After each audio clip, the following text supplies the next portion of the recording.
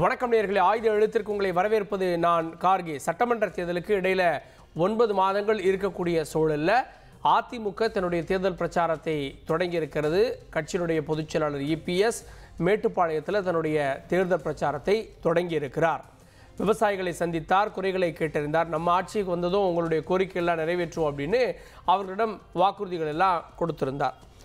இந்த சூழலில் இந்த மாலையில் நடந்த அந்த பிரச்சார கூட்டத்தில் பாஜக தலைவர்களும் கலந்து கொண்டார்கள். எல் முருகன், நயினார் நாகேந்திரன் உள்ளிட்டோரெல்லாம். திமுக அரசை வீட்டுக்கு அனுப்பக்கூடிய தேர்தல் இது. சொன்னதை விட அவங்க கொடுத்த வாக்குறுதிகளை 15% மட்டும்தான் நிறைவேற்றியிருக்காங்க. நிறைய விஷயங்கள் செய்யவே இல்லை. இதை மக்கள் மன்றத்தில் எடுத்து சொல்வேன் அப்படின்னு இந்த பிரச்சார மேடையிலே இபிஎஸ் கூறியிருக்கிறார். இபிஎஸ் உடைய சுற்றுப்பயணம் ஒரு புறம் அப்படின்னா, திரு நயினார் நாகேந்திரன் அவர்கள் சொன்ன செய்தி, பாஜக அதிமுகவுக்கு சுமை அப்படின்னு பார்க்கக்கூடாது, அது ஒரு பலம் அப்படின்னு நம்ம நிரூபிக்கணும் அப்படின்னு தொண்டர்களுக்கு, பாஜக தொண்டர்களுக்கு அவர் தெரிவித்திருக்கிறார். இன்னொரு புறம் அதிமுக மூத்த தலைவர் அன்வர் ராஜா, பாஜக தமிழ்நாட்டில் காலூன்ற முடியாது, முதலமைச்சர் வேட்பாளர் இபிஎஸ் அப்படின்னா தான் 2 பேரும் ஒன்றாக இணைந்து பணியாற்ற முடியும், இதிலெல்லாம் மாறுபட்ட கருத்து பேசக்கூடாது. இன்னும் சொல்லணும் அப்படின்னா, பாஜகவோடு அமைத்திருப்பது தற்காலிக தேர்தல் கூட்டணி அப்படின்ற விஷயங்கள் எல்லாம் அவர் கூறுகிறார். எல்லாவற்றையும் விவாதிக்க இருக்கிறோம். இபிஎஸ் உடைய சுற்றுப்பயணம் என்ன தாக்கத்தை ஏற்படுத்தும் அப்படின்னு சிறப்பு விருந்தினர்கள் இணைகிறார்கள். நம்முடைய பத்திரிகையாளர் திரு ஜுபேர், நிகழ்ச்சிக்கு அவரை வரவேற்கிறேன். வலதுசாரி திரு எம் குமார், அவரையும் நிகழ்ச்சிக்கு வரவேற்கிறேன். மார்க்சிஸ்ட் கம்யூனிஸ்ட் கட்சியிலிருந்து பேராசிரியர் திரு அருணன், அவரையும் நிகழ்ச்சிக்கு வரவேற்கிறேன். நான் முதல்ல திரு அருணன் அவர்கள்ட்ட. திரு அருணன், முழு பிரச்சாரத்தை தொடங்கிவிட்டது அதிமுக பாஜக கூட்டணி. அதிமுக பொதுச் செயலாளருடைய ஸ்பீச்சை கேட்டிங்களா? உங்கள் கூட்டணிக்கு சவால் தான் போலையே. இல்லை, சவால் விடட்டும். அவர் தானே எதிர்கட்சி தலைவர், சவால் விடத்தானே செய்வார். நியாயப்படி பார்த்தா பிரதான எதிர்கட்சி அதிமுக தான். ஆகவே அவர் ஒரு எதிர்கட்சி என்கிற முறையில் அவருடைய பணியை ஆட்டுகிறார். அதில் ஒன்றும் தப்பு இல்லை. ஆனால் பக்கத்தில் யாரை உட்கார வச்சுருக்காரு? பாஜகவை. பாஜகவோட கூட்டணி வச்சுக்கிட்டு இந்த பயணத்தை ஆரம்பிச்சிருக்காரு. பயணம் போகும்போது லெஸ் லக்கேஜ் தான் நல்லதும்பாங்க, குறைவாக தான் லக்கேஜ் இருக்கணும்னு. ஆனால் பாஜக என்கிற தேவையில்லாத லக்கேஜோடு இவர் போகிறாரு. அது ஒரு சுமை அவங்களுக்கு. ஏன்னா இவங்க திமுக அரசை பற்றி செய்யக்கூடிய விமர்சனம் பூரா என்ன ஆகும்னா, பக்கத்தில் உள்ள பாஜக அரசு, ஒன்றிய அரசு, மோடி அரசுகள் அப்படியே பொருந்தி நிற்கும். எதை பற்றி பேசினாலும் அவர் விவசாயிகள்கிட்ட கலந்துரையாடினார், அதெல்லாம் நான் பார்த்தேன் நான். ஆனால் என்ன சிக்கல் வரும்? ஏங்க, இந்த மோடி அரசு, இந்த பாஜக அரசு தானுங்க 3 மோசமான விவசாயிகள் விரோத சட்டங்களை கொண்டாந்துச்சு. அதை எதிர்த்து பல்லாயிரம் பேர் பல நாட்கள் விடாது போராட்டம். பிறகு வேறு வழி இல்லாமல் தான் கொண்டு வந்த சட்டங்களை தானே வாபஸ் பெற வேண்டிய கட்டாயத்துக்கு மோடி அரசு தள்ளப்பட்டது. ஆனால் அந்த 3 விவசாய சட்டங்களையும் நம்ம எடப்பாடியார், நான் சொல்கிறேன், நான் ஒரு விவசாயியா, எனக்கு தெரியுமையா, இந்த சட்டங்கள்லாம் அற்புதமானவை, அருமையானவைன்னு பேசுகிறாரு. அப்போ விவசாயிகள் மனசில் என்ன வரும்ல? இல்லை, ஆனால் சட்டமன்ற தேர்தல் நோக்கி போகிறப்போ இஷ்யூஸை லோக்கலாக தானே பார்ப்பாங்க. நெல்லுக்கு தமிழ்நாடு அரசு இன்னும் விலையை உயர்த்தலை அப்படின்னு அவருடைய அந்த வாதம் எடுபடுமா? மத்திய அரசு இன்னும் கூட்டி கொடுத்துருக்கலாமே அப்படின்ற வாதம் எடுபடுமா? இல்லை, நான் என்ன கேட்குறேன், நீங்கள் பக்கத்தில் பாஜகவை இல்லாமல் நீங்கள் பேசினீங்கன்னா ஓரளவு எடுபடுங்க. ஐயா, மாநில அரசு இன்னும் கூடுதலாக தரணும்னு சொன்னான். ஆனால் முதல்ல நிர்ணயிக்க வேண்டிய அரசு இது பாஜக அரசு. அவங்க என்ன சொன்னாங்க? அவங்களுடைய அதை பற்றி பேசக்கூடாது. என்ன தேர்தல் வாக்குறுதி என்ன சொன்னாங்க? மொத்த விவசாய உற்பத்தி செலவில் 1.5 மடங்கு அதிகமாக கொள்முதல் விலை, விவசாய விளைபொருள் கொள்முதல் விலை நிர்ணயிக்கப்படும்னு சொன்னாங்களா இல்லையா? அது செய்யவே இல்லை. இப்போ அவங்க நிர்ணயிக்கிற விலையோட இவங்க கொஞ்சம் எப்பவும் கூடுதலாக ஒரு சேர்ப்பாங்க. அது போதலை, இன்னும் நம்ம வேணால் கேட்கலாம், நாங்களும் கேட்குறோம். ஆனால் ஒரிஜினலாக அந்த ஆதார அடிப்படை கொள்முதல் விலையை நிர்ணயிக்கிறது யாரு? பாஜக அரசு. அது கொடுத்த வாக்குறுதி என்ன? அதையே நிறைவேற்றலை. பக்கத்தில் இருக்காரு, அவர் கேட்டு சொல்லுங்க. யாரு? நம்ம நயினார் நாகேந்திரனை, அல்லது இணையமைச்சர் எல் முருகன் உட்கார்ந்துருக்காரு, அல்லது சகோதரி வானதி இருக்காங்க. அவங்ககிட்ட கொஞ்சம் கேட்டு சொல்லுங்கன்னு கேட்பாங்களா இல்லையா பொதுமக்கள்? அதுதான் சொன்னேன், தேவையில்லாத சுமையோடு ஒரு பயணத்தை துவக்கி இருக்காங்க. பாஜக இல்லாம போனா இது ஓட்டா கன்வெர்ட் ஆகும், பாஜக இருக்கதால அது மைனஸ் ஆகும்னு பாக்குறீங்க? அதாவது அப்பவாவது ஓட்டா கன்வெர்ட் ஆகிறதுக்கு ஒரு வாய்ப்பு உண்டு, இப்ப சுத்தமா கிடையாதுங்கிறேன். கிடைக்கிற ஓட்டும் கிடைக்காம ப்ரொஃபசர் பிராக்டிகல் பாருங்க. நான் பாயிண்ட் சொல்றேன். அதிமுக வாங்கின 20 நாடாளுமன்ற தேர்தலில் 20% ஓட்டு, பாஜக வாங்கின 11, கூட்டணி வாங்கின ஒரு 7, எல்லாத்தையும் சேர்த்து பார்த்தீங்க அப்படின்னா ஒரு 38%. இதுல பொங்கலூர் மணி என்று கேட்டால் ஆன்டி இன்கம்பன்சி ஓட்டு ஒரு 10% சொல்லுவார், 48% கணக்கு போடுவாங்க. ஆமா, அதிமுக 20% ஓட்டு எப்படி வாங்குச்சு? இல்லை வர்றேன் நம்பர் இது கணக்கு இல்லைங்க, அப்படியே கூட்டி கிட்டியெல்லாம் வராது. இதில் மேத்ஸ் முக்கியம்தான், ஆனால் அதை விட கெமிஸ்ட்ரி முக்கியம். இப்போ உதாரணமாக 20% மக்களவை தேர்தலில் அதிமுக வாங்குச்சுன்னு சொன்னீங்க, அப்போ பாஜக கூட இருந்துச்சா? இல்லை, பாஜக இல்லைன்னு ஓட்டு போட்டிருப்பாங்கல்ல. இப்போ பாஜகவோட சேர்ந்து வந்தீங்கன்னா அந்த விழுகிற ஓட்டு விழாம போகும்ல. இல்லை, அப்பவும் நீங்கள் ஏங்க மறைமுக கூட்டணின்னு கொள்கை ரீதியா பாருங்க, இவர் எதுக்க மாட்டேங்கிறாருன்னு சொன்னது உண்மை. ஆனா மக்கள்கிட்ட அவர் என்ன சொன்னாரு, அதுவும் குறிப்பா சிறுபான்மை மக்களே, நான் பாருங்க பாருங்க பாஜக இல்லாம வந்திருக்கேன், போடுங்க போடுங்க ஓட்டுன்னு கேட்டாரா இல்லையா? உதாரணத்துக்கு சொல்ல வர்றேன், இப்ப பாஜகவோட வரும்போது எப்படி அந்த ஓட்டு விழும்? அது நீங்க பாட்டுக்கு அது 20 இது 12 எல்லாம் சேர்த்து 38ன்னா அது எப்படி ஆகும்? ஆகவே இது நான் சொல்லுவது மக்கள்கிட்ட நிச்சயமாக இந்த கேள்வி வரும். நீங்கள் பாஜக கூட வச்சுக்கிட்டு நாங்கள் தனிப்பெரும்பான்மை ஆட்சி அமைப்பேன், நான் எல்லாத்தையும் செய்வேங்கிறீங்க.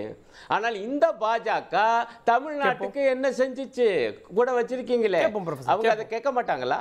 கேட்போம். திரு பொங்கலூர் மணிகண்டன், அதிமுக மட்டும் போயிருந்தா இந்த கூட்டம் இன்னும் சிறப்பானதாக கூட இருந்திருக்கும், பாஜகவை அழைத்து கொண்டு செல்வது சுமையாக இருக்கும் அப்படின்ற பார்வை முன்வைக்கிறாங்களே. அனைத்து இந்திய அண்ணா திராவிட முன்னேற்ற கழக பொதுச் செயலாளர் எடப்பாடியார் அவர்கள் இன்று மேட்டுப்பாளையத்துல வனபத்ர காளியம்மனை வணங்கி லட்சம் மக்கள் திரண்ட அந்த கூட்டத்தில், உண்மை சொன்னா வெள்ளமென திரண்ட அந்த கூட்டத்தில் உரையாற்றி இருக்கிறார். அப்போ இவ்வளவு கஷ்டங்களை அதிமுக சந்திக்கும் என்றால் இவ்வளவு பெரிய மக்கள் கூற வேண்டிய அவசியம் என்னங்க? விவசாயிகள் இன்னும் குறைகள் சொல்ல வேண்டிய அவசியம் என்ன? திமுக தீர்த்திருந்தால் எங்களுக்கெல்லாம் இவ்வளவு கஷ்டம். நான் காலையிலிருந்து இப்போது வரையிலும் நான் முழுமையாக உடனிருந்து பார்த்தேன் மக்கள் குறைகளை. எடப்பாடியார் விழாவாரியாக பதில் சொன்னார், அந்த நீங்க எல்லாம் நேரடியாக பார்த்துருப்பீங்க. அதாவது ஐயா சொல்றாங்க, இவரோடு சேர்ந்து வந்துட்டீங்களே, இனம் மனம் மொழி இதெல்லாம் சொல்ல மாட்டாரு ஐயா. இப்போ நீங்க காங்கிரஸோடு சேர்ந்து வந்தானே மொழி பேசிட்டு இருக்கீங்க, காங்கிரஸோடு சேர்ந்து இனத்தை பேசுறீங்க. 1.5 லட்சம் மக்களை கொன்று குவித்தவர்கள் இன்றைக்கும் தமிழன் பேசுறீங்களே. மொழி இந்தி மொழியை ஆதிக்கத்தை எதிர்ப்போம் என்று சொல்லிக்கொண்டு அந்த இந்தியை தமிழ்நாட்டில் திணித்ததற்காக பல 100 பேர் இறந்து பல 1000 பேர் பாதிக்கப்பட்டு விசாவை எமர்ஜென்சி அனுமதி விட்டு அந்த காங்கிரஸோடு கூட்டுச்சுறீங்களே, இது உங்களுக்கு சகனமா தெரியலையா? இது மக்கள் கேட்க மாட்டாங்களா? அப்போ நீங்கள் இன்னைக்கு காங்கிரஸ் பாஜக பாக்குறத விட ஒரு விஷயம் நடக்கல, அதுக்கு காரணம் தமிழ்நாட்டு ஸ்டாலின் அரசா மத்திய மோடி அரசா அப்படின்ற கேள்வி வரும்ல, அதை தானே கேட்கிறாரு இவர்கள். சரிங்க, நெல்லுக்கான குறைந்தபட்ச விலையை உயர்த்துறது ஸ்டாலின் அவர்களுடைய கையிலையா மோடி அவர்களுடைய கையிலையா? பக்கத்துல பாஜக வச்சிருக்கப்ப யாரை கேட்கணும்னு கேட்கிறாரு. தங்கள் தவறுகளை இயலாமையை மறைப்பதற்காக இவர்கள் எடுக்கிற ஆயுதம் தான் மத்திய அரசை நோக்கி கேள்வி. மாநிலத்தை பத்தி பேசவே இல்லை. நீங்க ஐயா சொன்னாங்களே, அதாவது திமுக கடந்த தேர்தலில் அளித்த வாக்குறுதிகள் அது ஏன் குறிப்பிட்டீங்க? அப்புறம் நெல்லுக்கு குவிண்டாலுக்கு எவ்வளவு சொன்னீங்க, கரும்புக்கு எவ்வளவு சொன்னீங்க, MS சாமிநாதன் பரிந்துரையை அமல்படுத்தி கேரளாவை பின்பற்றி விளைநிலம் அளிப்போம் ஏன் சொன்னீங்க? அப்ப நீங்க அதெல்லாம் சொன்ன என்ன காரணம்? நாங்கள் 2021 ஆட்சிக்கு வந்தால் இதையெல்லாம் நிறைவேற்றுவோம் என்று நீங்க சவால் என்று சொல்றேன். ஐயா பேராசிரியர் அருணன் அவர்கள் திராவிட இயக்கத்துக்கு எதிராக, திராவிடத்துக்கு எதிராக பல நூல்கள் படிச்சு அசிவேன். அந்த திராவிடத்தோடு இணைந்திருக்கிற நீங்கள் அந்த வாக்குறுதியை எடுத்து கையில வைத்துக் கொண்டு 70%, 80%, 90% நிறைவேற்ற சொன்னால் மனசாட்சியோடு எடுத்து வாசிச்சு காட்டுங்க, நான் நம்பரை ஒத்துக்கிறேன். இன்றைக்கு கோவையில் பெருந்திரளான மக்கள் கூட்டம், அவர் சொன்னதெல்லாம் திராவிட மாடல் ஆட்சிங்கிற பெயரில் எங்களை எல்லாம் மிகப்பெரிய கொலைகாரனை விட மோசமான சூழ்நிலையில் திமுக எங்களை நடத்தியிருக்கிறது என்று குற்றம் சாட்டி பேசினாங்க. ஒரு விவசாயி கண்ணீர் விட்டு கதறி பேசினார். ஒன்னும் இல்லை சார், நான் கோவைங்க சொல்றேன், திமுக 1967க்கு பிறகு இன்று வரையிலும் ஆனமலையாறு நல்லாறு திட்டத்தை நிறைவேற்றுவோம் என்று தேர்தலில் வாக்குறுதி அளித்தது. பேராசிரியர் அருணையா அவர்கள் மனசாட்சியோடு சொல்லுங்க, அந்த திட்டத்தை கேரளாவில் உங்க கட்சி ஆட்சியில் இருக்கிற கம்யூனிஸ்ட் கட்சி, அந்த கேரளாவோட பேசாத நிறைவேறும். அந்த ஆனமலையாறு நல்லாறு திட்டத்தை நிறைவேற்றுவதற்கு கம்யூனிஸ்ட் என்ன முயற்சி குரல் எடுத்தது? இண்டிவிஜுவல் இஷ்யூஸ் இல்லாம நம்ம லார்ஜா யோசிப்போம். இப்ப தேர்தலை நோக்கி இந்த பயணம் இது எப்படி வெற்றி கொடுக்கும் சார்? ஒரு பகுதியின் பிரச்சனை. நீங்க அவனாசி அத்திக்கடவை நீண்ட காலமாக இதே திமுக பேசிச்ச வழியே செயல் வடிவத்தில் கொண்டு வந்ததா? எடப்பாடியார் மத்திய அரசு ஏற்க மறுத்ததுங்க, மத்திய அரசு ஒத்துக்க மறுத்தது. ஆனால் மாநில நிதியிலிருந்து செயல்படுத்தி காட்டிய எடப்பாடியார். அதே மாதிரி 2 முறை கேரளாவுக்கு சென்று அந்த இதே இன்றைக்கு இருக்கிற மரியாதைக்குரிய பினராயி விஜயனோடு 2 முறை பேச்சுவார்த்தை நடத்தி அதிகாரி மட்டத்தில் கூட அடுத்த இடத்துக்கு கொண்டு சென்றவர் மரியாதைக்குரிய எடப்பாடியார் அவர்கள். அப்போ அந்த ஆனமலை திட்டம் என்பது அந்த கொங்கு மண்டலத்துக்கு மிகப்பெரிய பயனளிக்கும் திட்டம். அதே மாதிரி பாண்டியாறு புன்னமலா நீராறு திட்டம், இதை பற்றியெல்லாம் வாய் மூடி அமைதியாக திமுக போனது ஏன் சார்? பண்ணீங்க எவ்வளவு கடன் வாங்கினீங்க? இத்தனை லட்சம் கோடி கடன் வாங்கினீங்களே, இதெல்லாம் என்ன செயல்படுத்தினீங்க? மக்களுக்கு எது மேல வெறும் விளம்பரம். அதாவது இதுக்கு ஒரு 1000 அதுக்கு ஒரு 1000 4000 மட்டும் மாறி மாறி பேசிவிட்டு 10 லட்சம் கோடியில் தமிழ்நாட்டை கடனாளி ஆக்கிவிட்டு இன்னைக்கு தமிழ்நாட்டு மக்களுக்கு மிகப்பெரிய மோசடி செய்தது திமுக அரசு. எனவேதான் மக்களை காப்போம், தமிழகத்தை மக்களை, அதாவது மக்களுக்கு இருக்க கஷ்டத்தை பாருங்க. நீங்க கொங்கு மண்டலத்துல நிறைய தொழிற்சாலை நிறைய இருக்குது. தொழிற்சாலை அனைத்துமே மின்சார கட்டணத்தை உயர்த்திய பிறகு, சொத்து வரி உயர்த்திய பிறகு இன்றைக்கு தொழில்கள் எல்லாம் முடங்கி விட்டது. திருப்பூர், கோயம்புத்தூர், ஈரோடு, நாமக்கல் எல்லாமே தொழில் நிறைந்த மாவட்டங்கள். இன்னைக்கு மக்கள் அதை நடைமுறைப்படுத்த முடியாமல் தவிக்கிறாங்க. காரணம் என்ன சார்? திமுக என்ன பண்ணுச்சுங்க? அப்போ அதுக்கு மத்தியில தான் கோவையில அண்ணாமலை நின்ன சூழல்லையும் திமுக ஜெயிக்குது. அது வந்து மத்தியில் இவர்கள் ராகுல் காந்தியா, நான் சொல்றேன் தேசிய அரசியலில் எப்பொழுதுமே நீ 1980 இதே மாதிரிதான் இந்திரா காந்தி என்று திமுக மிகப்பெரிய வெற்றி பெற்று எம்ஜிஆர் இருக்கிற போது அதை நம்பி 80ல சட்டசபையை கலைத்து விட்டு திமுக காங்கிரஸ் கட்சி இரண்டும் சேர்ந்து என்ன பண்ணாங்க? கூட்டணி ஆட்சி வழிவகுத்தாங்க. ஆனால் மக்கள் நிராகரிச்சாங்க. அதே மாதிரி 2026 மக்கள் நிராகரிப்பாங்க. அதிமுக மக்களை காக்கும், தமிழகத்தை மீட்கும் இந்த கோஷம் தான் இன்றைக்கு அதிமுக பொதுச் செயலர் எடப்பாடியார் பேசுகிற போதெல்லாம் மக்கள் ஆரவாரம் செய்யறாங்க. இது 2026 அதிமுக வெற்றிக்கான அச்சாரம். பாஜகவோடு கொள்கை கூட்டணி அதிமுக வைக்கல. தேர்தல் ஒவ்வொரு கட்சியும் கம்யூனிஸ்ட் கட்சி என்ன கொள்கையார்? கம்யூனிஸ்ட் காங்கிரஸ் கொத்து போகுமா? சொல்லிருக்கேன். காங்கிரஸுக்கும் கம்யூனிஸ்டுக்கும் ஒரே கொள்கை சொல்லுங்க. கேரளாவில் பொள்ளாச்சி வேற மாதிரி, இங்க வேற மாதிரி. அப்போ இந்தியாவில் பல மாநிலத்துல நீங்க ஒவ்வொரு வெவ்வேறான கட்சியோட கூட்டு வைத்துக் கொண்டு சிவசேனா என்ன கொள்கை சார்?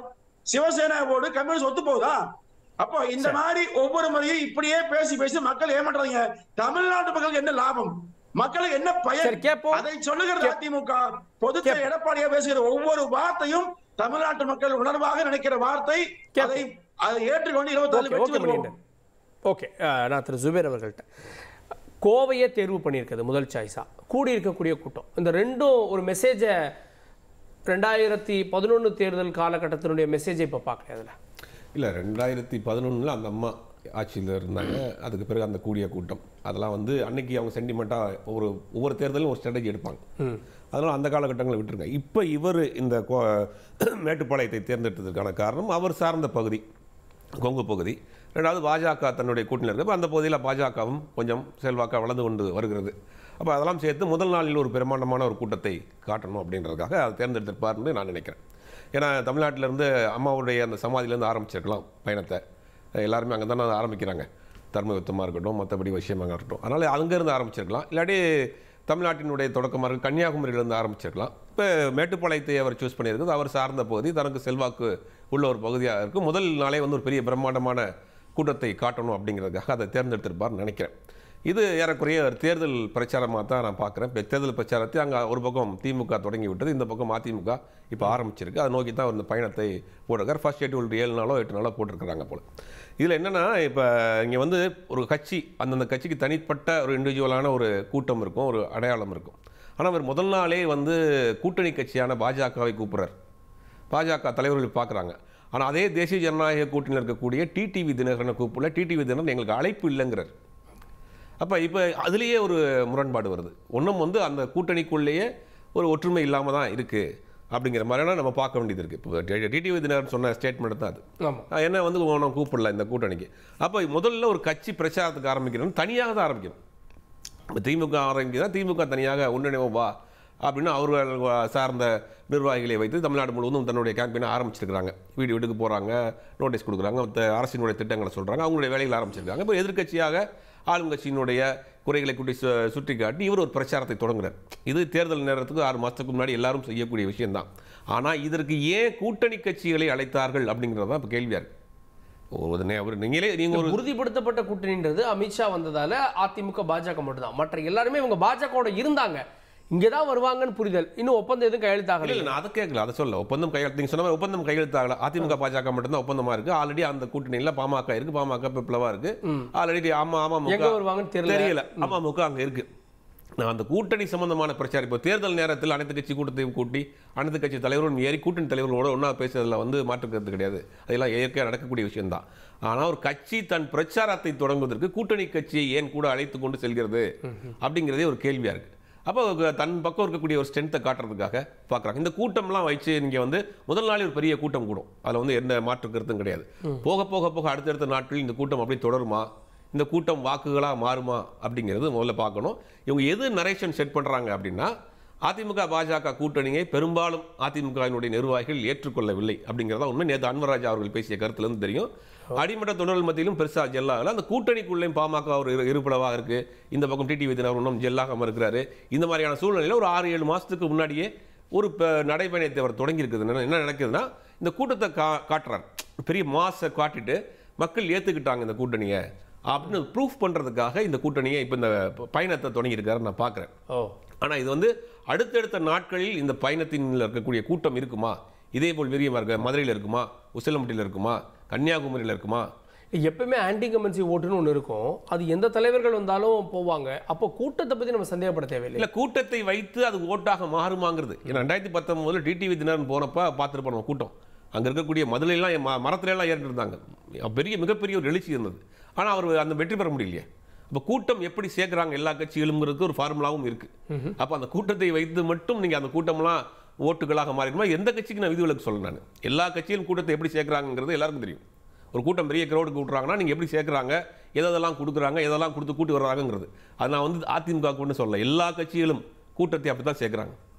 அவர்கள் செலவு பண்ணி தான் சேர்க்குறாங்கிறத மாற்றுக்கிறது. அப்போ தேர்தலுக்கு இந்த கூட்டத்தை இவங்க எப்படி சேர்த்துருக்குறாங்க அப்படிங்கிறது நமக்கு தெரியாது. ஆனால் இந்த கூட்டம்லாம் ஓட்டுகளாக மாறுமாங்கிறது பெரிய சந்தேகம். அப்போ இது எதை நரேஷன் செட் பண்ணுறதுக்காக இந்த கூட்டத்தை பயணத்தை தொடங்கியிருக்காருன்னா, எங்கள் பக்கம் அதிமுக பாஜக கூட்டணியை மக்கள் ஏற்றுக்கிட்டாங்க அப்படிங்கிறத காட்டுறதுக்காக தான் இந்த கூட்டத்தை இவர்கள் ஏற்படுத்தியிருக்கிறாங்க. போன திரு குமார் உள்ள வந்து 2 கூட்டணியும் அமைக்கப்பட்டு சில மாதங்களாகியும் 2 கட்சியும் இன்னும் சேரலை. இதை காட்டுறதுக்கு தான் இப்போ கோவையில் இந்த கூட்டமே வந்திருக்கு. ஆனால் இதை வந்து தேர்தல் பிரச்சாரம்னு சொல்கிறாங்க அப்படின்னு பார்வை எடுக்கிறாங்க. சேரலைங்கிறது எப்படி சொல்கிறீங்க?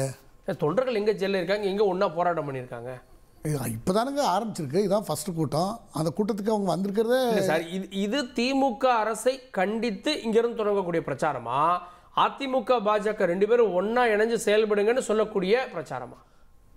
இப்போ அவங்க நடத்தியிருக்கிறத பார்த்தா ஊருக்கும் உலகத்துக்கும் தெரிகிறது.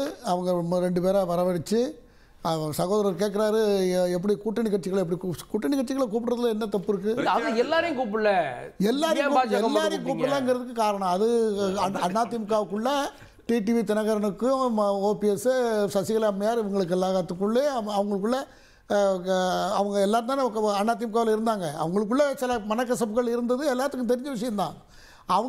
அவங்க வந்து இப்போ டிடிவியெல்லாம் அவருடைய ஸ்டேட்மெண்ட் என்ன, நான் என்டிஏல நாங்கள் இருக்கோம் அப்படின்னு அவர் சொல்லிட்டு இருக்காரு. அவர் டெல்லியில் பாஜகவோட கூட்டணியில் இருக்கிறதா அவர் வெளிப்படுத்திகிட்டு இருக்கிறார். அதனால் அந்தந்த தேர்தல் வரும்பொழுது அந்தந்த இடத்துல பிரச்சாரங்கள், அந்தந்த இடத்துல வேட்பாளர்கள் அவங்கவுங்களுக்கு தகுந்த மாதிரி அதை அலாட் பண்ணும்போது எல்லோரும் ஃபங்க்ஷன் பண்ணுவாங்க. எல்லா ஒட்டுமொத்த கூட்டணி ஜெயிக்கிறதுக்கு என்னென்ன செய்யணுமோ அதை கண்டிப்பாக செய்வாங்க. அதனால் கூட்டணி கட்சிகள் வர்றதுனால ஒரு தப்பு. இப்போ நாளைக்கு டிஎம்கே வருது போல ஒரு கூட்டத்தை கூட்டுறாங்கன்னா கூட இருக்கவங்க எல்லாம் வந்தாங்கன்னா தப்புன்னு சொல்ல முடியாது. இயற்கையான ஒரு கூட்டணினா அவங்க ஒன்று சேர்றப்பவே ஒர்க் அவுட் ஆகி எல்லாம் சேர்ந்துருவாங்க. ஆனால் இதை சேர்க்க வேண்டிய தேவை இருக்கான்னு நான் கேட்குறேன். என்ன நல்ல பலன் தானே சார், சேர்ந்தா பலன் தானே. இல்லை சார், மேலே சேர்ந்துட்டாங்க, அடிமட்டத்தில் அடிமட்டத்தில் என்ன சேரலங்கிறது எப்படி சொல்றீங்க? எதை வச்சு சொல்றீங்க? என்ன சாம்பிள் இருக்கு சேரலங்கிறது? கட்சி தலைமை சொல்றதை எல்லாரும் கேட்க போறாங்க. தொண்டர்கள் கூட்டணி கட்சியோடு சேர்ந்து பிரச்சாரம் பண்றதுல எல்லா கட்சியும் பண்ணுவாங்க. ஆமா, ஒரு கட்சி இண்டிவிஜுவலா தன் பிரச்சாரத்தை தொடங்குற போது கூட்டணி கட்சியை கூட அழைத்து கொண்டு போறது தான் இப்ப. இல்ல அது தப்பு.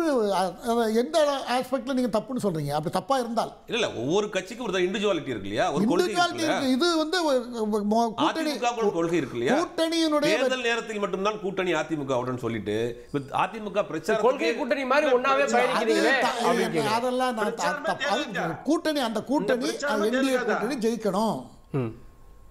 எடப்பாடி பழனிசாமி தான் முதலமைச்சர், என்டிஏ இருக்கிறார். யார் சொன்னா? என்னது முதலமைச்சர் உறுதியா சொல்லிட்டாங்களா? இல்ல, அது அமித்ஷா சொல்லிட்டார்ல. அமித்ஷா சொல்லிட்டாரு சார், எல்லாரும் ஒண்ணு பேசுவாங்க, அதெல்லாம் நம்ம எடுத்துக்க முடியாது. ஏன்னா அவர் தானே இப்ப அதை வந்து ஆபரேட்டரே அமித்ஷா. இல்ல சார், அவர் எதை கேட்கிறேன், சென்னையில சொன்ன அமித்ஷா இபிஎஸ் தலைமையில் அவர் தான் முதலமைச்சர். ஆனா நமக்கு பத்திரிகையில கொடுத்த பேட்டியில அவர் சொன்னது அதிமுக தன்னுடைய முதலமைச்சரை தேர்வு செய்யும். ஆமா, கட்சி தானே, அவர் கட்சியினுடைய தலைவர், அவரு அதிமுகவுடைய பொதுச் செயலாளர், அவரு எடப்பாடி பழனிசாமி சொல்றது என்ன பிரச்சனை? சுப்பீரியர் அந்த கட்சியில. அது சைலண்ட் சார். அது அவர் முதல்ல சொன்னதுக்கும் இது சொன்னதுக்கும் எந்த விதமான முரண்பாடும் கிடையாது. அதை நீங்க அப்படிதான் எடுத்துக்கணும்.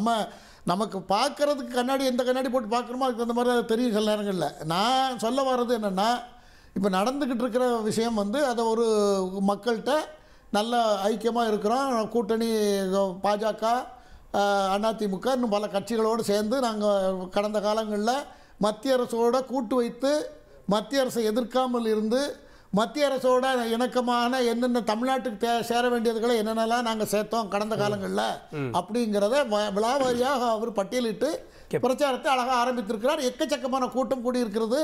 இன்னும் போக போக எல்லா இடத்துலையுமே கூட்டம் கூடுவாங்க. மக்கள்கிட்டே ஒரு பேச்சு வந்து வர ஆரம்பித்து விட்டது. என்டிஏ கூட்டணி தான் ஜெயிக்கும் அப்படிங்கிற ஒரு பேச்சு இப்போ அடிபட்டிருக்கிறது. இன்றைக்கெல்லாம் ஒரு சிலர் ஃபோன் பண்ணி சொன்ன தகவல் அதுதான், என்டிஏ கூட்டணி தான் ஜெயிக்கும், எடப்பாடி பழனிசாமி அடுத்த முதலமைச்சர் ஆயிடுவாரோ அப்படிங்கிற மாதிரி சொல்கிறாங்க. நான் உண்மையை சொல்கிறேன், அங்கே இருக்கிறது வரக்கூடிய தகவல்களை சொல்கிறேன்.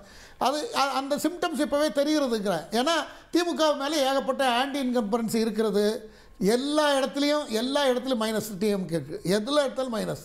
ஒரு அரசாங்கத்துக்கு கட்டுப்பாடான கட்டுக்கோப்பான ஒரு அரசாங்கத்தை நடத்த பேர் அவருக்கு இருக்கிறது. இல்ல, அதுல பாதி மைனஸ் பாஜக வராதா? ஏன் வருது? இங்க மாநிலத்தில் ஆளுங்கட்சி அந்த கேள்வி வரப்போ மத்திய அரசையும் கேளுங்கன்னு கேட்க மாட்டாங்க. மத்திய அரசுக்கு தான் எதிர்த்து தானே கம்ப்ளீட்டா வந்த ஒன்றிய அரசுன்னு என்னைக்கு ஆரம்பித்தார்களோ அன்றையிலிருந்து இன்னை வரைக்கும் மத்திய அரசுன்னு சொல்லிக்கிட்டு இருந்த பதத்தை நீக்கிட்டு ஒன்றிய அரசுன்னு தான் இனிமேல் நாங்கள் பயன்படுத்துவோம்னு ஒரு தீர்மானமாகவே போட்டு என்னைக்கு ஒன்றிய அரசுன்னு என்னைக்கு ஆரம்பித்தாரோ அவர் பதவியேற்ற ஒரு வாரத்திலே 10 நாளில் அதை ஆரம்பித்தார். அதை எல்லாரும் சொல்லணுங்கிறத அது மத்திய அரசுங்கிற ஒரு வார்த்தை, கௌரவ வார்த்தையை கூட அதுக்கு இருக்கக்கூடாது நினைச்சு செயல்படக்கூடிய ஒரு முதலமைச்சர், தொடர்ந்து பல விஷயங்களுக்கு சண்டை போட்டு இருக்கக்கூடிய முதலமைச்சர், ஊழல் இங்க இருக்கிற ஏகப்பட்ட சட்டம் ஒழுங்கு பிரச்சனைகள், கற்பழிப்புகள், எல்லா விஷயத்தையும் மக்கள் நல்ல கண்ணாடி மாதிரி பார்த்து கொண்டு முதலமைச்சரை டிவி விவாதங்களில் உங்களை போல நம்ம தந்தியை போல மற்ற சில நியூஸ் 18 போன்றவர்களில் பப்ளிக் ஒப்பீனியனை கேட்கும் பொழுது ஒவ்வொருத்தர் சொல்கிறது நீங்களும் பார்த்துருப்பீங்க, இன்னைக்கு கூட நான் பார்த்தேன். எல்லாரும் அவங்க ஒப்பீனியன் சொல்லும் போது கூட முதலமைச்சரை பற்றி ஒருத்தர் கூட சொல்லலை. இப்படி தான் இருக்கிறது. இல்லை ஒப்பீனியன் வந்து நீங்கள் ஆன்லைனில் மட்டும் ஓட்டு எடுத்தால் அது வேறையாக இருக்கும். ஒப்பீனியன் மிக்ஸ்டு இல்லை, பப்ளிக் ஒப்பீனியன் பப்ளிக்கிட்ட நேரம் கேட்குற சொல்லி கொடுத்து அந்த பற்றி இப்படி சொல்லுங்கன்னு யாரும் கேட்குற மாதிரி இல்லை. அது தேர்தலில் தான் தெரியும், எங்கே வந்தாலும் தேர்தலில் தான் தெரியும். அதை வச்சு ஒரு முடிவுக்கு வரல. ஆனால் இப்படி இருக்கிறது என்று சொல்கிறேன். கேட்போம். திரு பொங்கலூர் மணிகண்டன், கூட்டம் வந்திருக்கு. ஆனால் இந்த கூட்டம் எல்லாம் அடுத்தடுத்த தொகுதிகளுக்கு போகிறப்போ, ஏன்னா கொங்கு மண்டலத்தில் இவ்வளோ கூட்டத்தை பார்க்குறோம், இதே ஒரு எழுச்சி அப்படின்னா இதே கூட்டம் தமிழகம் முழுவதும் இருக்குமா? கூட்டமாக இருந்தால் ஓட்டா மாறுமா அப்படின்ற ஒரு கேள்வியை முன் வைக்கிறாங்களே. இப்போ வந்து மக்கள் மத்தியில எல்லாம் செஞ்சு முடிச்சிட்டான்னு சொல்றாங்க. இப்போ வந்து அதுக்கு எதிராக கூட்டம் வருகிற போது கூட்டம் ஓட்டா மாறுங்கிறாங்க. கூட்டம் எதுக்காக வருதுங்க? எடப்பாடியார் பேச்சை கேட்பதாக வருகிற போது திமுக செய்திருக்கிற இந்த மக்கள் விரோத ஆட்சி எதிர்ப்புதான் அர்த்தம்ங்க.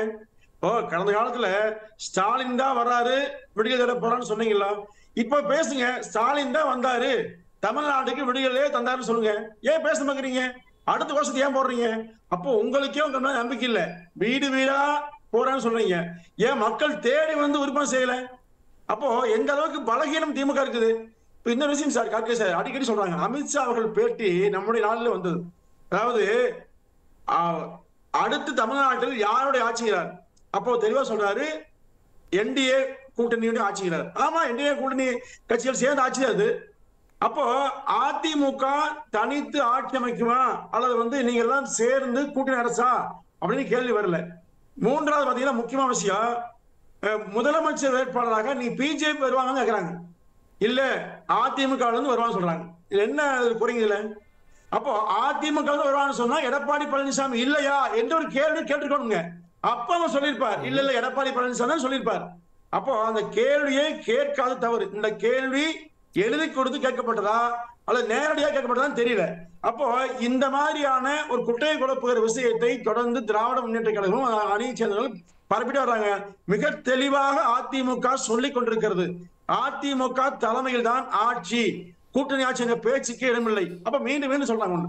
அப்போ தமிழ்நாட்டில் ஓரணியில் திரளுவோம் என்று ஸ்டாலின் சொல்றாரு. ஓரணியில் நீ திரண்டு 3 முறை வாக்களிச்சு மக்களுக்கு என்ன பண்ணுனீங்க? எதை நிறைவேற்றினீங்க? இப்போ நீங்க வரி உயர்வை 150% அதிகமாக சார். சொத்து வரி பாத்தீங்கன்னா சொத்து வரியை உயர்த்த மாட்டோம் என்று தெளிவாக வாக்குறுதி சொல்லி போட்டு 150% திமுக அரசு உயர்த்திருக்கிறது.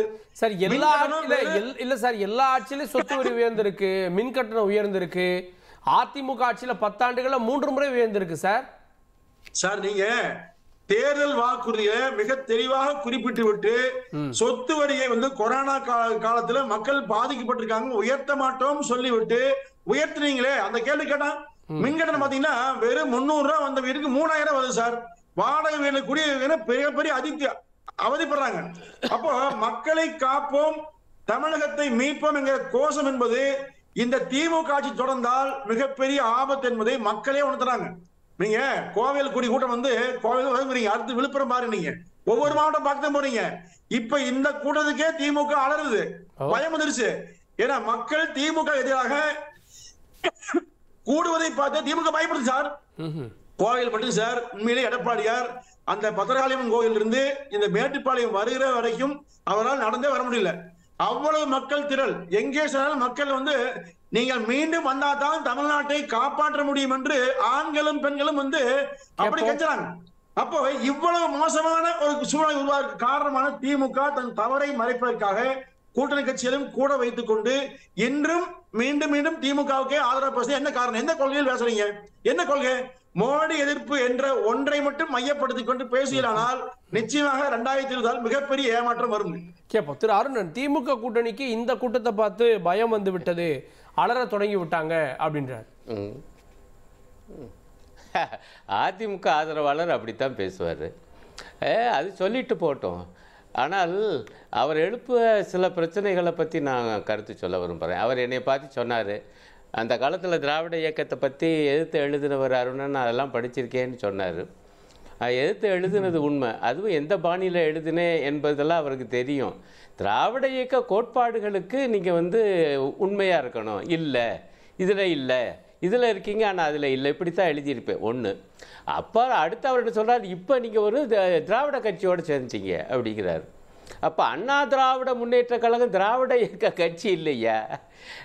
எப்போ வேடிக்கையாக இருந்துச்சு அவர் பேச. சரி இருக்கட்டும். ஆனால் பாருங்கள், பாஜகவோட போகிறதுல என்னையா தப்பு? உங்கள் கூட்டணியில் காங்கிரஸ் இல்லையா? அடுத்து ஒரு பாயிண்ட்டு சொல்கிறாரு.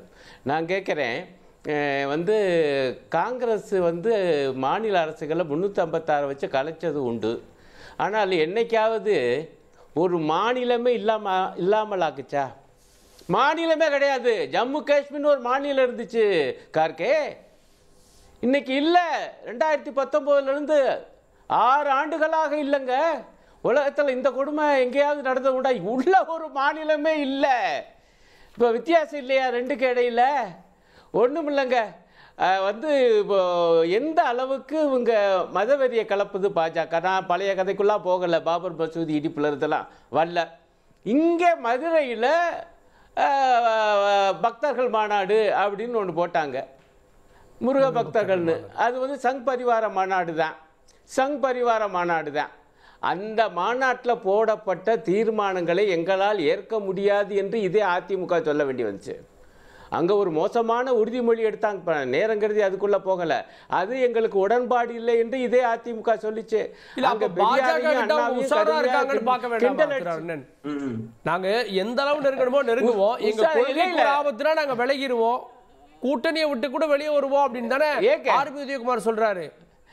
எதுக்காக நாங்க வெளியே வந்தோம் மறந்துட்டீங்கன்னு சொல்லி இல்லை அப்படிலாம் சொல்லிவிட்டு அடிப்படையான பாயிண்ட் காங்கிரஸும் பாஜக உள்ள வித்தியாசத்தை சொல்றேன். ஐயா நாங்க பாஜகவோட போறோம், ஆமா நீங்க காங்கிரஸோட போயிட்டீங்கன்னா காங்கிரஸுடைய கோட்பாடுகள்ல அன்றைக்கு வேறுபாடுகள் சிக்கல்கள் வந்துச்சு. ஆனாலும் இப்பவும் சொல்றோம் அப்பவும் சொல்றோம் அது ஒரு மதச்சார்பற்ற கட்சி. பாஜக அப்படி அல்ல, மத பகைமையை தூண்டுகிற கட்சி. அதுக்கு தான் நான் மதுரை உதாரணத்தை சொன்னேன், உங்களாலே ஜீரணிக்க முடியல. அந்த கட்சியை கூடவே அழைச்சிக்கிட்டு பரப்புரை ஆரம்பிக்கிறாரு. அதைத்தான் அந்த நண்பர் கேட்டாரு, இதே பொதுவாக தேர்தல் கூட்டங்கள்ல தான் சேர்ந்து கூட்டணி கட்சிகளை சேர்ந்து பரப்புரை. இன்னும் 8 மாசம் 9 மாசம் இருக்கு, இப்பவே பாஜக கூடவே கூட்டு போறீங்க அப்படின்னு அதானே கேட்கிறாரு அவரு. அப்ப அந்த அளவுக்கு நீங்க ஒரு பக்கம் அதை விமர்சனம் பண்ணி, ஏன்னா கடுமையான விமர்சனம் வந்துருச்சு, இப்படி சொல்லிக்கிறீங்க. கடைசியில் வந்து பாஜகவோடு கூட்டணி மட்டுமல்ல, ஒவ்வொரு அசைவும் கூட அவங்களோட சேர்ந்துதான் என்று. அப்படி என்றால் உங்களுடைய தனித்துவத்தையும் நீங்க இழக்க துவங்கி விட்டீங்க. இன்னும் ஒரு உதாரணம் சொல்றேன், இவர் திராவிட இயக்கத்தை பத்தி பேசினாரு. எங்க கீழடி அகழ்வாய்வு அறிக்கை என்ன சொல்லிச்சு? சங்க காலம் 2600 ஆண்டுகளுக்கு முந்தியது. அதே 2600 ஆண்டுகளுக்கு முந்திய தொல்பொருள்கள் கிடைச்சிருக்கு. அமெரிக்காவில் இருக்கக்கூடிய ஒரு நிறுவனம் அதுக்கு சான்றிதழ் கொடுத்துருக்கு. நீங்கள் போய் பாருங்கள், கீழடி அருங்காட்சியகத்தில் அந்த சான்றிதழை பெருசாக வச்சுருக்காங்க. ஆனால் ஒன்றிய அரசு ஏற்க மறுக்குது. சர்வதேச நிறுவனம் தரணுங்கிறாங்க. ஐயா அமெரிக்கா நிறுவனம் தான் ஐயா கொடுத்துருக்கு. இது பற்றி அதிமுகவின் நிலைப்பாடு என்ன? எனக்கு ரொம்ப வேதனை. பாஜக நிலைப்பாடு அப்படியே அதிமுக எதிரொலிக்குதுங்க. தமிழருடைய தொன்மை நாகரிகத்தை கூட ஏற்க மறுக்கிற பாஜகவை அப்படியே ஏற்கிற அந்த கருத்தோட்டத்தை கூட எதிரொலிக்கிற ஒரு கட்சியாக அதிமுக மாறி போச்சு. அதை கூட கூப்பிட்டுக்கிட்டு நீங்க வர்றீங்க. இது என்ன நியாயம்னா கேட்க விரும்புறோம். சரி கேட்போம். நான் திரு குமார் அவர்கள்ட்ட பாஜக காலூன்ற முடியாது அப்படின்னு அன்வர் ராஜா சொல்றாரு. ஆனா இன்னொரு பக்கம் பாஜக தலைவர்கள் அதிமுகவோட போறாங்க. ரெண்டுல ஒரு சின்ன முரண் இருக்குதா பார்க்கணும். அவர் என்னுடைய கருத்துன்னு சொல்லியிருக்காரு. அவரோட துணை அமைப்பு செயலாளராக இருந்தாலும் கூட அவர் வந்து கூட்டணி அமைச்சதுக்கு அப்புறம் இப்படி ஒரு கருத்து வருது. அப்படி கருத்து சொல்லியிருக்காரு. அது என்னுடைய கருத்துன்னு வேற அதை சொல்லியிருக்காரு. அவருடைய ஒப்பீனியனாக அவர் சொன்ன மாதிரி அவர் வெளியே திரும்ப ரெண்டாவது சொன்னார். அதாவது திரு அன்வர் ராஜா அவர்கள் என்ன கண்ணோட்டத்தில் அப்படி பார்க்குறாருன்னு தெரியல. பாஜக தீண்டத்தகாத கட்சிங்கிற மாதிரி எல்லாருமே இங்கே பிரச்சாரம் பண்ணிட்டு இருக்காங்க. அதை எதிர்த்து கூட நான்லாம் அதை எதிர்த்து பேசணுங்கிறது இப்போ இன்றைக்கி வந்திருக்க விவாதத்தை மடைமாற்றம் பண்ணுற மாதிரி ஆகிடும். அதை எதிர்த்து அப்படியெல்லாம் என்ன அரசியல் கட்சிகளுக்கு என்ன வேணும்? நீங்க எதிர்த்து பேச வேணாம் சார். இன்னைக்கு பாருங்க, பாஜக தலைவர்கள் அதிமுக தலைவர்களும் ஒரே வேன்ல போறாங்க. இல்ல ஆனா அன்வர் ராஜா கருத்து வேறொன்றாங்க. நான் அன்வர் ராஜா கருத்துக்கு நான் பதில் சொல்றேன். இல்ல இந்த தீண்டத்தகாத கட்சிங்கிற மாதிரி ஒரு ஒரு ஒரு ஒரு கட்டுமானத்தை கட்டி அதை பெருசாக 14 மாடி கட்டடத்தை கட்டி கொண்டு போய்கிட்டு இருக்காங்க இல்லையா தமிழ்நாட்டில். அது ரொம்ப தவறுன்ற, ரொம்ப அக்கிரமம். ஒரு கட்சி தன்னுடைய நாட்டினுடைய இறையாண்மையை, தன்னுடைய மக்களை, இந்த இந்தியா இந்த நாட்டுடைய பெரும்பான்மை மக்களுக்குன்னு இங்கே ஒன்றுமே இல்லை. செக்குலரிசம்னு ஒன்றை கொண்டு வந்து எல்லாத்தையும் காலி பண்ணி, நீ அரிசியை கால் மூட்டை அரிசி எடுத்துட்டு வா, நான் 1/4 மூட்டை தவிட கொண்டு வருவான், ஒரு மூட்டை அரிசி, ஒரு மூட்டை தவிடு, ஒரு மூட்டை உமியை கலந்து ஆளுக்கு பாதியாக கொடுத்துருவோங்கிற செக்குலரிசம் பாலிசி இந்த நாட்டில் பெரிய பாதிப்பை ஏற்படுத்தியிருக்கிறது. அதனால தான் அந்த காலத்தில் 52லேருந்து 67 வரைக்கும் அது வைக்காமல் இருந்தாங்க. அம்பேத்கர் எழுதின சட்டத்தில் கூட செக்குலரிசத்தை வைக்கல. ஏன் வைக்கலாங்கன்னா வைக்க வேண்டிய அவசியம் இல்லைன்னு வைக்கல.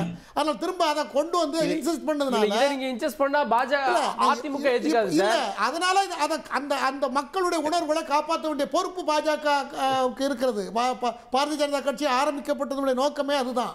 இந்திய பெரும்பான்மை மக்களுடைய உணர்வுகள் பாதுகாக்கப்படணும் இந்த நாட்டில் அப்படிங்கிறதுக்காக ஆரம்பிக்கப்பட்டது. அது அப்படி செயல்பட்டு கொண்டு இருக்கிறது. அரசாங்க ரீதியாக நீங்கள் பார்த்தீர்கள் என்றால் எந்த பாகுபாடும் கிடையாது. மத்திய அரசாங்க ரீதியில் பார்த்தீங்கன்னா எந்த பாகுபாடும் கிடையாது. எல்லாருக்கும் ஒரே சம பாகுபாடு இல்லை. என்ன பாகுபாடு சார்? சார் இன்ஃபர்மேஷன்ஸ் கேட்குறாங்க. அவங்க என்ன கேட்குறாங்க? தர முடியாதுன்னு சொல்லலை. தரம் கீழடி ஆய்வில் நீங்கள் நல்ல தரமாக செக் பண்ணி ஸ்டடி பண்ணிங்கன்னா தெரியும். அவங்க என்ன கேட்குறாங்க? உலகத்தரம் வாய்ந்த உலகத்தோட கம்பேர் பண்ணக்கூடிய அளவுக்கு அதில் இருக்கிற இன்ஃபர்மேஷன்ஸ் ஆதாரமெல்லாம் கொஞ்சம் கொடுங்க அப்படின்னு தான் கேட்டிருக்காங்க. அதுக்கு நம்ம இப்போ கொதிச்சு எழுதுறோம். அமெரிக்க நிறுவனம் கொடுத்தது பத்தாது. அவங்க கேட்குறது சார் கல்வெட்டுகள் அந்த காலத்துல இருந்து தடயங்கள் இப்போ இப்படி தான் இருந்ததுக்கு தான் இப்படி எடுத்தோம் அப்படிங்கிறதுக்கு ஆதாரப்பூர்வமான அது நிரூபணமாகணும். அதனால கொஸ்டின் ஆகிடக்கூடாது. அதற்குரிய ஆதாரங்களை கூட கொஞ்சம் தரவுகளை திரட்டி கொடுங்கன்னு தான் கேட்குறாங்க. அவங்க நாங்கள் இது இல்லைன்னு அவங்க ஒத்துக்க சொல்லவே இல்லை. ஆனால் நாம் அங்கேருந்து காலில் சலங்கையை கட்டிட்டு திரு வெங்கடேசன் ஆரம்பிச்சாரு எல்லாரும் பேசிகிட்டு இருக்கோம். அப்படிலாம் ஒன்றும் இல்லை. ஒரு உலகத்தரம் வாய்ந்த உலகம் ஒப்புக்கொள்ளக்கூடிய அளவில் ஆதாரங்கள் திரட்டப்பட வேண்டும் என்பது மத்திய அரசுடைய கோரிக்கை. அவ்வளவுதான். ஆனா அதை இதை வந்து தரமாட்டேன்றாங்க, மோசடி பண்ணிட்டாங்க. இந்தியாவில் எந்த மாநிலத்தில் சார் இப்போ இந்த ஓரணியில் தமிழ்நாடு வெறும் உறுப்பினர் சேர்க்கை இல்லை, பாஜக எதெல்லாம் தரல அப்படின்றதே சேர்த்து ஒரு பக்கம் உங்களுக்கு பாசிட்டிவா ஒரு ஓட் போகுதுன்னு வைங்க இந்த பிரச்சாரத்தில், இபிஎஸ் பிரச்சாரத்தில். இன்னொரு பக்கம் உங்களுக்கு நெகட்டிவா ஒரு ஓட் போகுது இல்லை திமுக நடத்துற பிரச்சாரத்தில். என்ன போகுது? என்ன பேரும் எங்களுக்கு என்னென்ன செய்யலன்னு லிஸ்ட்டை கொடுக்குறாங்க. என்ன எப்படியெல்லாம் வஞ்சித்திருக்கிறது தமிழ்நாட்டுக்கு தான் மத்திய அரசுன்னு சொல்றாங்க. அதுக்கப்புறம் திமுக சேர்க்கிறாங்க. முத்ரா ஸ்கீம்ல மத்திய அரசோட திட்டத்தில் அதிக பலனடைந்தது தமிழ்நாடு. 11 மருத்துவக் கல்லூரிகள் தமிழ்நாட்டுக்கு வந்திருக்கிறது. வந்தே பாரத்தில் 6 ட்ரெயின் தமிழ்நாட்டுக்கு ஓடி இருக்கிறது. மற்ற வழித்தடங்கள் விவசாயிகளுக்கு 6000 ரூபாய், 5 லட்சம் ரூபா சார். இந்த சாமானிய மக்கள் பெரிய பெரிய ஹாஸ்பிட்டல் பக்கத்தில் போக முடியாத அளவுக்கு சாமானிய மக்களுக்கு கூட 5 லட்சம் ரூபாய்க்கு இன்சூரன்ஸ் காப்பீடு அவங்களுக்கு போய் அப்போலோ ஆஸ்பத்திரி ஸ்டாண்டர்ட் ஹாஸ்பிட்டலில் போய் அவங்க ட்ரீட்மெண்ட் பண்ண முடியும். இதெல்லாம் 34-35 லட்சம் பேர் பலனடைந்து இருக்கிறார்கள். இதெல்லாம் தரவு குறிப்புகளில் இருக்கிறது. ஆக இப்படியெல்லாம் மத்திய அரசு தான் செய்ததை ஒரு புக்லெட்டாக போட்டு அதை விநியோகம் பண்ணாலே போதும். மத்திய அரசு ஒரு அரசாங்கம் என்பது அரசியல் ரீதியாக மக்களுக்கு என்ன செய்யணுமோ அதை இந்த அரசு மேக்சிமம் செய்திருக்கு என்பது மக்களை நம்ப வைத்து விடும். அவ்வளவு காரியங்களை மத்திய அரசு செய்திருக்கிறது மாநில அரசோடு கூட்டோடு. கேட்போம். திரு சுபேர், அதிமுக கூட்டணிக்கு இன்னும் புதிய கட்சிகள் வரப்போகுது பார்ப்பீங்க அப்படின்னு இபிஎஸ் சொல்றாரு. வெளியில் இருக்கவங்களா வருவாங்க அப்படின்னு நம்புறேன். முதலில் இந்த தேசிய ஜனநாயக கூட்டணியில் இருக்கக்கூடிய கட்சிகளே முதல்ல இருக்கக்கூடிய பிரச்சனையை சரி பண்ணும். பாமக இப்போ அது 2 பிளவாக இருக்குது. இந்த ஏறக்குறைய 2 பிளவாக ஆன மாதிரி தான். அமமுக ஒன்றும் பட்டும் படாமல் தான் அங்கே இருக்குது. இதுதான் இந்த 3 கட்சிகள் தான். தேமுதிக ஆல்மோஸ்ட் அவங்க வெளியில் போயிட்டாங்க. இப்போ இந்த கூட்டணியை முதல்ல பலப்படுத்தணும். வெளியிலேருந்து வேறு யார் வருவாங்க அப்படின்னா யார் வருவதற்கான பெரிய கட்சிகள் வருவதற்கான வாய்ப்பு இல்லை. இப்போ திமுக கூட்டணியில் அதிமுக பாஜக கூட்டணி உறுதியான பிறகு திமுக கூட்டணியிலேருந்து கம்யூனிஸ்ட்டுகளோ விசிகாவோ காங்கிரஸோ மற்ற கட்சிகளோ இந்த பக்கம் வருவதற்கான வாய்ப்பே இல்லை. விஜய் ஆல்மோஸ்ட் அவருடைய கதை முடிஞ்சு போச்சு. அவர் என் கொள்கை எதிரி அப்படின்ட்டாரு. அப்போ யார் இந்த கூட்டணிக்கு வருவாங்க? இப்போ இருக்கிற கூட்டணியை அவர்கள் காப்பாற்றிக் கொள்வதற்காகவே போராட வேண்டிய சூழ்நிலையில் இப்போ இருக்கிறாங்க. அதுக்குள்ளேயே 1000 பிரச்சனை ஓடிட்டு இருக்கு. அப்படிங்கும்போது வேறு கட்சியிலேருந்து வேறு கூட்டணியிலேருந்து இங்கே ஆட்கள் வருவாங்க அப்படிங்கிறதெல்லாம் ஒரு பேச்சுக்காக சொல்கிற விஷயம்தான். தொண்டர்களை உற்சாகப்படுத்துறதுக்காக சொல்கிற வேண்டிய விஷயமா அந்த வழியை ப்ராக்டிக்கலாக பார்த்தா அந்த மாதிரியான ஆப்ஷனே இல்லை அதிமுகவுக்கு. ஒருவேளை அதிமுக பாஜக கூட்டணி ஏற்படாமல் இருந்திருந்தா, அதிமுக தனித்து மற்றும் ஒரு சில கட்சிகளோடு சேர்த்துருந்தாங்கன்னா மிகப்பெரிய ஒரு fight, neck to neck fight கொடுத்துருக்கலாம். ஜெயிக்கிறதுக்கு கூட வாய்ப்பு இருந்திருக்கும். ஆனால் இன்னைக்கு பாஜகவோடு சேர்ந்த பிறகு ஒட்டுமொத்தமாக அத்தனை கிராஃப்டும் உங்களுக்கு இறங்கிருச்சு. ஏன்னா கூட்டணி இருந்தவங்களாம் வருவாங்கல்ல, அப்படிதானே இருக்காங்க. பாமகவோ தேமுதிகவோ இல்லை மற்ற சில கட்சிகளோ இப்போ ஆல்ரெடி தான் இருக்கிறாங்களா. அதான் சொல்கிறேன். பாமகவில் இப்போ பிரச்சனை போயிட்டு 2 பிளவாக இருக்குது. அவர் கட்சியை விட்டு நீக்கிட்டான்றாரு, இவர் இழுக்கிறன்றாரு. அது ஒரு பெரிய பிரச்சனை. தேமுதிக ஆல்மோஸ்ட் வெளியில் போயிட்டாங்க. அவங்க சீட் கொடுக்கல அப்படின்னு தேர்தல் நேரத்தில் அவங்க என்ன முடிவு எடுக்க போகிறாங்க ஜனவரியில் தான்றதை அவங்க கிளியர் பண்ணிட்டாங்க. இந்த பக்கம் பார்த்தீங்கன்னா வேறு அமமுக தான் இருக்கக்கூட. அமமுக கூட்டணியில் தேசிய ஜனநாயக கூட்டணியில் இருக்கிறோம், அதிமுகவில் இருக்கிறோமா இல்லையாங்கிற மாதிரி அவங்க பட்டும் படாமல் பேசிகிட்டு இருக்கிறாங்க. அப்போ இருக்கிற கூட்டணியை ஸ்ட்ராங் பண்ணுறதுக்கே அவங்களுக்கு இன்னும் காலம் நேரம் இருக்குது. அதை சரி செய்ய வேண்டிய நேரம் இருக்குது. அப்படின்னு வேறு ஒரு கட்சியிலேருந்து எப்படி கூட்டணியிலேருந்து வருவாங்க? வேறு கட்சி கூட்டணியிலேருந்து இங்கே இந்த கூட்டணிக்கு வருவதற்கான வாய்ப்பே இல்லை. எந்த கட்சி வரும்? ப்ராக்டிக்கலாக யோசிச்சு பார்த்தா எந்த கட்சியும் வருவதற்கான வாய்ப்பே இல்லை. அப்படி ஒரு வாய்ப்பை ஏற்படுத்தி கொடுத்துருப்பார் எடப்பாடி பழனிசாமி. இப்போ எதாக இருந்தாலும் 5 வருஷத்துக்கு ஒருக்கா அந்த ஆட்சியினுடைய ஆண்டி கவர்மெண்ட் சேர்ந்திருக்கும். கூட்டணிக்குள் ரொம்ப நாள் தொடரும் அப்படிங்கும்போது அதில் சில கசப்புகள் இருந்திருக்கும். அந்த ஆப்ஷன்லாம் அதிமுக கரெக்டாக கேரி பண்ணிடலாம். அதை தன் பக்கம் இழுத்திருக்கலாம், ஒரே மாற்றாக இருந்திருக்கும். ஆனால் மிகப்பெரிய ஒரு வாய்ப்பை கை நழுவி விட்டுட்டாரு அப்படிங்கிறது தான் யதார்த்தமான உண்மை. இது அதிமுக தொண்டர்களுடைய மனநிலையும் அதுதான். ஒரு மிகப்பெரிய ஒரு வாய்ப்பு வந்திருக்கு. ஆட்சி 5 வருஷம் அதிமுக ஆட்சிக்கு மேல் இருக்கக்கூடிய இவர்கள் சொல்லக்கூடிய குற்றச்சாட்டுகள் எல்லாம் தனியாக அப்படி தனிச்சு நின்னாலும் மறைமுக கூட்டணின்னு தானே விமர்சிக்கிறீங்க. ஓட்டு வர மாட்டேங்குது. இல்ல 2024 அவங்க எடுத்த எலெக்ஷன் ஸ்டாண்ட் தப்பான ஸ்டாண்ட். நீங்க நடந்தது நாடாளுமன்ற தேர்தல். நீங்க யார் விமர்சனம் பண்ணி ஓட்டு கேட்டு போனீங்க? திமுக அரசு விமர்சனம் பண்ணி கேட்குறீங்க. அப்பதான் உங்க மேல நம்பகத்தன்மை போச்சு.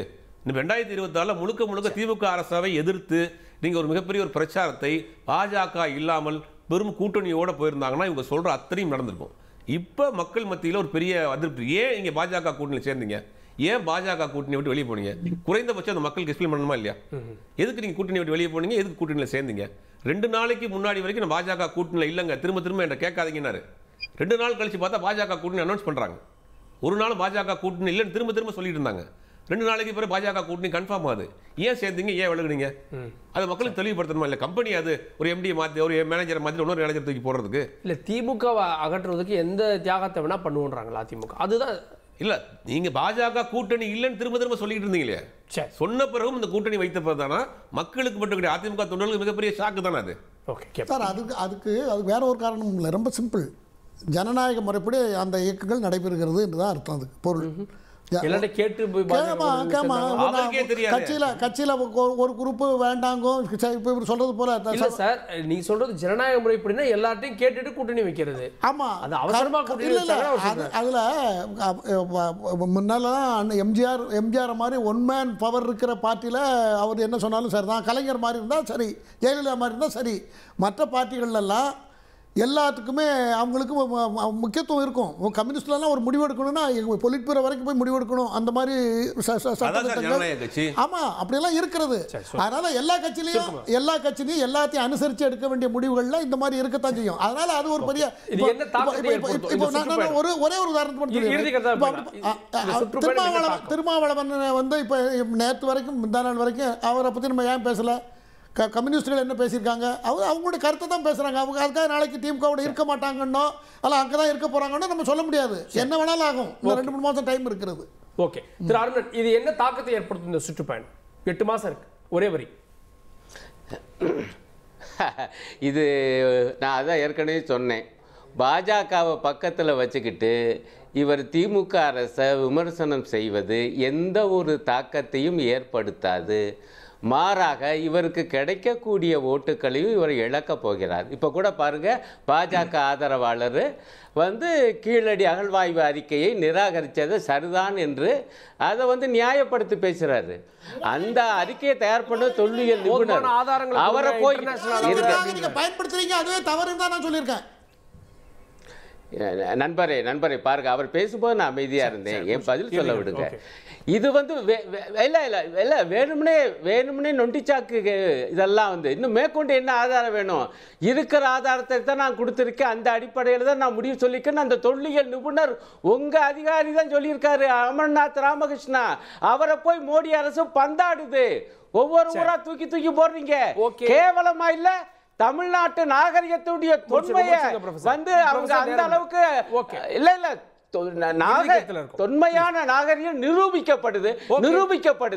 அதை புறந்தள்ளுறாங்க. அதையும் அதிமுக ஆதரிக்குது. பாஜகவோட கூட்டணி சேர்த்து வந்தா என்ன பாதிப்பு வரப்போகுது திமுக?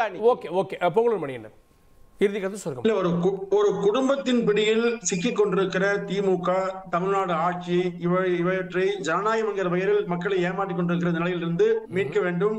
சட்ட ஒழுங்கு சரியில்லை, நிம்மதியா தூங்க முடியல, எந்த வாக்கு நிறைவேற்றல, போதைப் பொருள் எல்லா மட்டங்களிலும் அதிகமாக புழங்கி கொண்டிருக்கிறது, கஞ்சா விற்பனை அதிகமாக புழங்கி கொண்டிருக்கிறது. இப்படி ஒவ்வொரு நாளும் தமிழ்நாட்டு மக்களை பாதுகாக்கும் நிலையில அதிமுக இருக்கிறது.